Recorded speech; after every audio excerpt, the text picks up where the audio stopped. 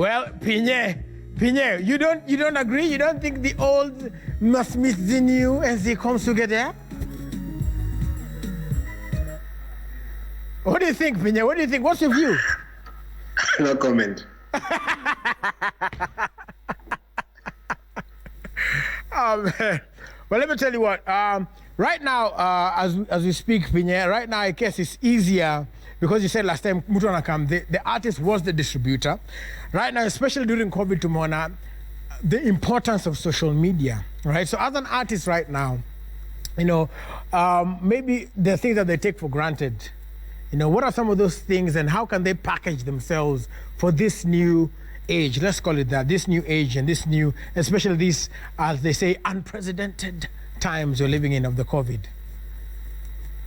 The only thing, the only problem that I have is I don't know whether they need to figure out how to monetize, because now right.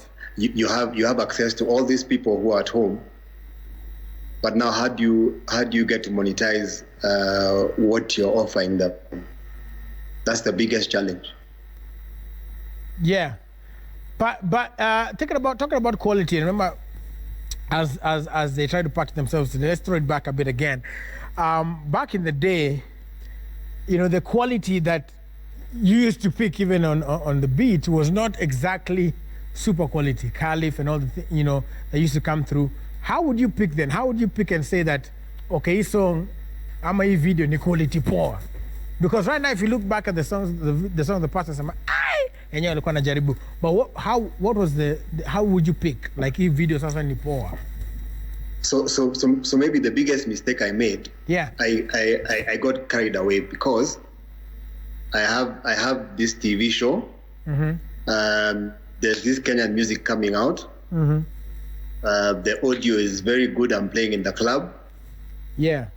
But so I never used to focus on the video. I just used to listen to the audio. The audio is good. People are going crazy in the club. So I just played on TV until it got to a point where now we had to change a bit, because now people are just doing songs without focusing on videos. Right. So we had to set some ground rules that your video has to be a certain quality for it to get airplay. And most of the people used to say, Pinye was harsh. And in the Peter, and your song you play, and it was hard. Like you said, there were some ground rules. Do you think it was necessary? And do you think that that was you playing your role to make sure that music is taken to the next level? It was important, so that you see, if even when you're calling for auditions, not everybody who comes there is a great singer. Yeah. You understand? So you have to be strict and pick the ones who are working hard and putting in the work and taking things seriously. Not just pick anybody just because you think you can sing, you come and sing. So we had to set those rules so that you separate what they call maybe the boys from the men. Yeah. Yeah. And still on that, right now there are so many DJs, DJ schools, academies. You can learn DJing, on the YouTubes. There are about 200 DJs, I think, for every Kenyan right about now. So what would you say, what makes a good DJ? Kwanza salimia T-Boy yako kwanza. Yeah, man, shout out to DJ T-Boy, ROYTWEBOY. You already know what it is. So sometimes I wake up and I'm very happy that I wasn't born around this time, because there are too many DJs. So what happens because of the software and the equipment nowadays, even my sister can mix. Uh-huh. So it's very hard to tell a good DJ, because nowadays people just come, they collect music online, wanaanza kucheza ngoma, sasa wanafikiria hao ni ma DJ. So it's become a bit I think it's out of hand. People are taking it now, because anybody can DJ. Yeah. So it messes up with the business. Yeah. Yeah. And before, like, shout out to somebody up how many text and I know Kimangoto. Shout out to you, Mr. Kimangoto. Shout out to you. But I want to say, I want to also ask, so we've had Caliph, we've had Ogopa, and now we have several, just like we have DJs, we have several stables, new producers right now. What would be the legacy of Caliph and Ogopa? And is there anything that, the current producers can learn from those stables? So let me explain something. Yeah. Very, very, very carefully, right? Yeah. You see, when Ogopa was there and when Caliph was there, mm-hmm. there was a structure. Mm-hmm. So these artists come in and maybe they do auditions or whatever they do to get to the label. Right. And the label decides what artists should come out today, next week, next month, like that, right? Right. So the difference with things right now, because there's no label, every artist is independent. There's no structure. So everything is all over the place. So I believe if there's a label, then there can be some order. Yeah. So the same way I'm talking about DJs. Again, there are a lot of musicians who, should I say, are getting airplay and maybe don't deserve it. Yeah.